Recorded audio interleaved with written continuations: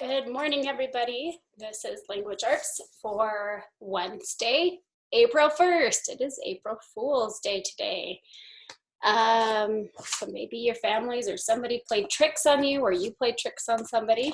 I will not be playing any tricks on you today.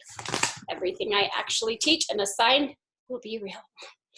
All right, so I'm going to first go over the homework for today. Votes are in and you guys want to do the poem for this week until next week. However, I'm going to be grading really, really strongly Friday. So you will be doing the poem. Let me find it. 1, 2, 3, the first 3 paragraphs. And I'm going to be grading really like you need to be standing, you need to be confident, you need to not have any errors or need any help at all, because this is super simple and I'm giving you way more time than I should. And a lot of times when I give you guys 2-week poems, you don't take it as seriously. So I'm going to grade accordingly. All right, today's work. Wednesday, you need to say your poem 3 times out loud. Penmanship is page 150. A lot of you, if you were using really good penmanship in your everyday work, would be passing penmanship off. You'll do it really nicely on your penmanship, but then not incorporate it into all of your work. So once you start doing that, most of you, all of you, should be able to pass it off. And you have to always be writing in cursive. Grammar, we'll have a video, then your assignment will be example 12, page 113. Today you had Dailygram number 37. Also, if you print up Dailygram 37, you can just write on it. You can just write right on the Dailygram. The only reason we didn't do that is Mrs. Miller didn't want us making a bunch of copies, but if you're printing it off at home, you can do that and it actually makes the assignment easier. So for those of you who have the ability to print, totally do that, and it would make Dailygrams much easier. All right, writing, you're going to add in all the requirements for your paper, so you've dressed it up, but now you are going to add 8, make sure you have 8 quality adjectives, 8 verbs. You need to have a prepositional phrase, a who, which clause, and I want 2 adverbs, 1 vocabulary word. Okay, I do not have the cover sheet here, so you will just have to send me back your paper, but everything needs to be marked.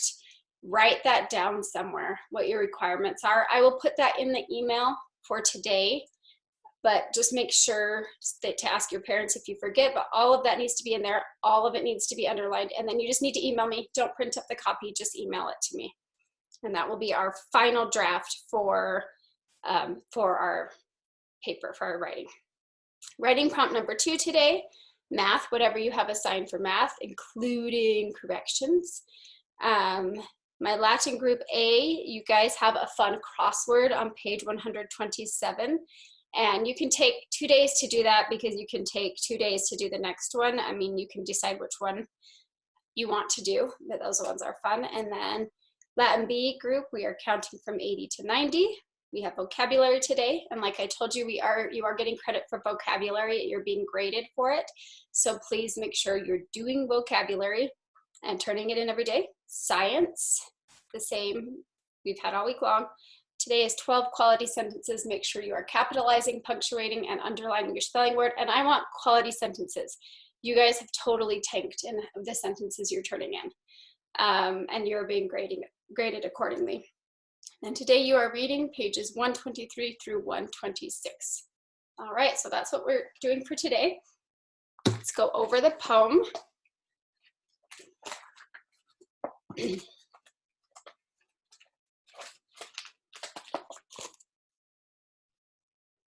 Just forget how much this reflects. Let me just take it out.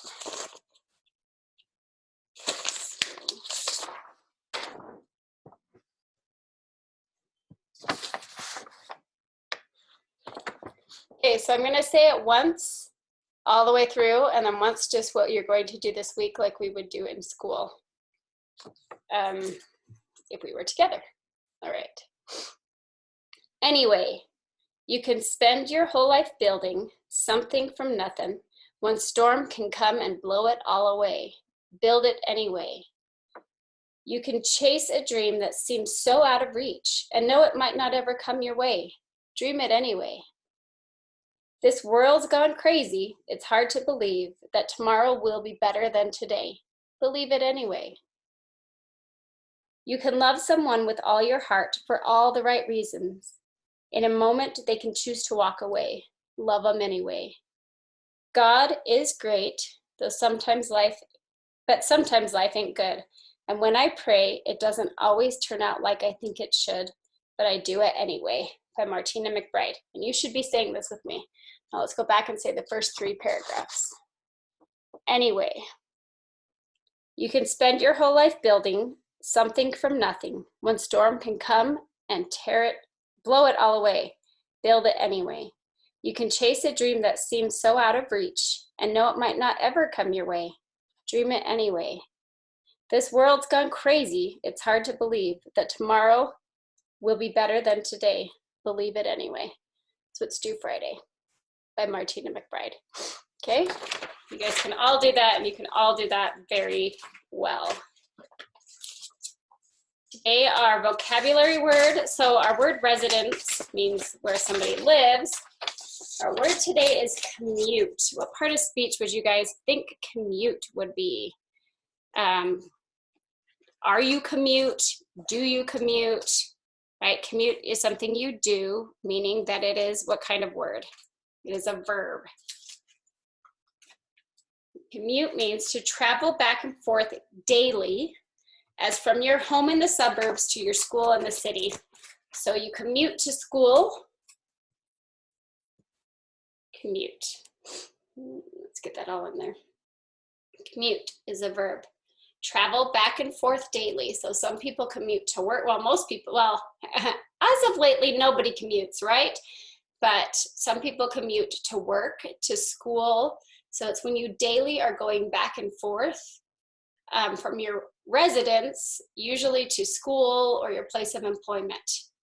Okay, and today for commute, we are doing picture dictionary. So this is where you write a sentence using the word commute. So I commute to work every morning, or I used to commute to work every morning, right? And then I would draw a picture of me commuting to work. How do I commute to work? Well, I drive in a car. So I would picture myself driving in a car. So that is picture dictionary, writing a sentence that includes the vocabulary word, and then drawing a picture of what your sentence is. Okay, so we have commute.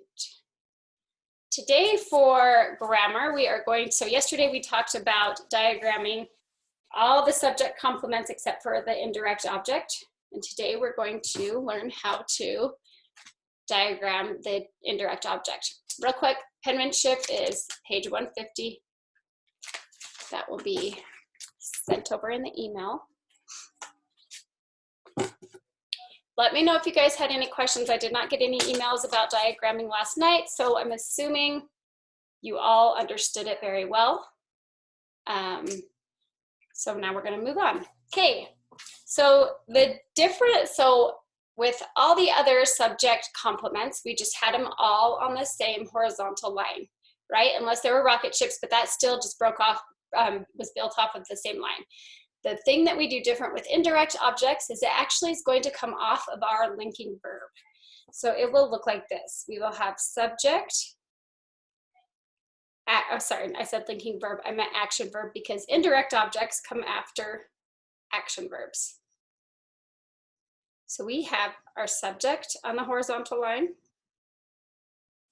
We have our action verb on the horizontal line, just like we talked about yesterday. Our direct object is still on the horizontal line. And then coming off, we have our indirect object. And I will show you what this looks like.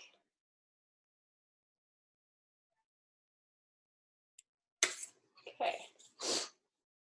So subject, action verb, direct object, indirect object. Now, if they don't have a direct object, obviously that wouldn't be there, but so our indirect objects always comes off of our action verb. Let me show you what that would look like. Okay, the veterinarian gave us a dog. Wow, that was nice of him. The veterinarian.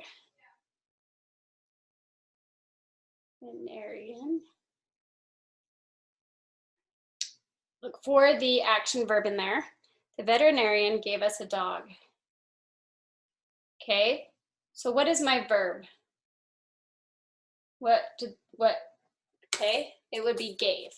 Who or what gave? The veterinarian, simple subject would be veterinarian. Veterinarian gave, okay, this is where we have to figure out how to find this out, okay? The veterinarian gave. The veterinarian gave what, or the veterinarian gave who? So what did the veterinarian give? Gave the dog. So the dog is my direct object. And then for my indirect object, I say the veterinarian gave a dog to what or to whom? Well, who did the dog go to? Us. So that's my indirect object. Okay? So let me show you how that would be diagrammed. All right, so we have my subject, veterinarian, verb, gave, and the direct object, dog. Veterinarian gave dog. The veterinarian gave us a dog. So we already know how to do our articles. So that is how you would do that. Let's try another one. The guide showed my cousin and me the falls. So we have an and in there. So what do you think we're gonna have to do for that? All right, the guide showed my cousin and me the falls. What is my action verb here? My action verb, will be dealing with action verbs now that we're dealing with indirect objects. The guide showed my cousin and me the falls. So showed is going to be my verb. Who or what showed? Guide. Okay, now to find the direct object, we say the guide showed what, or the guide showed whom. What did the guide show? What did the guide show? The guide showed my cousin. Did the guide show my cousin? No. The guide showed me. Did the guide show me to somebody? No. The falls. So the falls is going to be my direct object. Then we say the guide showed the falls to what or to whom? My cousin and me. Now my is a modifier, those are all modifiers. So I'm going to diagram that out. We do see we have a conjunction, and we will talk about where that goes in just a minute. Okay, so I've done my subject, my verb, my direct object. Guide showed falls. Now let's do my indirect object. My indirect object, I have cousin and I have me. Excuse me, cousin and me. So where am I gonna put my indirect object? Well, I'm gonna put it off of my action verb, and then I'm going to rocket ship it. So we remember that we bring it to a diagonal off, so we still have to do that. And then the line starts out like this, but then it goes into a rocket ship. Because I have a compound indirect object. And goes to the right. Remember, we always choose the right. Okay, the guide showed falls to who? Cousin and me. Now we have to go through and put all our modifiers in. So we have the guide, which this is capitalized because it's the beginning of the sentence. The guide showed, what did the guide show? Showed falls the, so we do need a the coming off of there. The falls, the guide showed the falls, but that's not how it went, right? The guide showed my cousin and me the falls. Okay, so my cousin and me, and that is how you would diagram that. And it would come off of showed because they're both indirect objects. So today you guys have exercise 12 on page 113. There are 10 of them. You're doing exactly what we did today. Make sure you leave lots of space and I can read very clearly what they are. Email me if you have any questions, but it's also in the book, everything I taught. These are super fun. I think you guys will do great.